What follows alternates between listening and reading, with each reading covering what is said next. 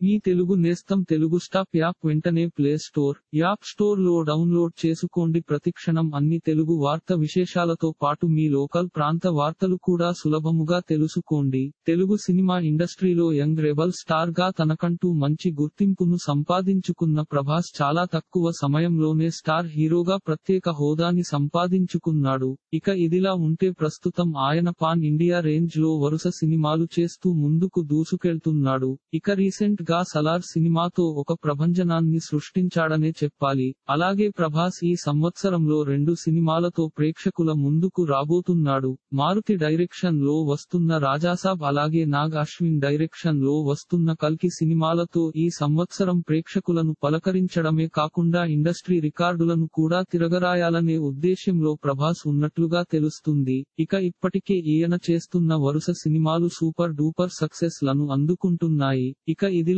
ఉంటే ప్రభాస్ కొరటాల శివ దర్శకత్వంలో చేసిన మిర్చి సినిమాతో సూపర్ డూపర్ సక్సెస్ ని అందుకున్నాడు. అయితే ఈ సినిమాకి ముందు కొరటాల శివ ఈ స్టోరీ చెప్పినప్పుడు ప్రభాస్ కి పెద్దగా ఈ సినిమా మీద నమ్మకం అయితే లేదట. కానీ ఈ సినిమా సూపర్ హిట్ అవ్వడంతో ప్రభాస్ కి మంచి ఫాలోయింగ్ కూడా సంపాదించి పెట్టింది.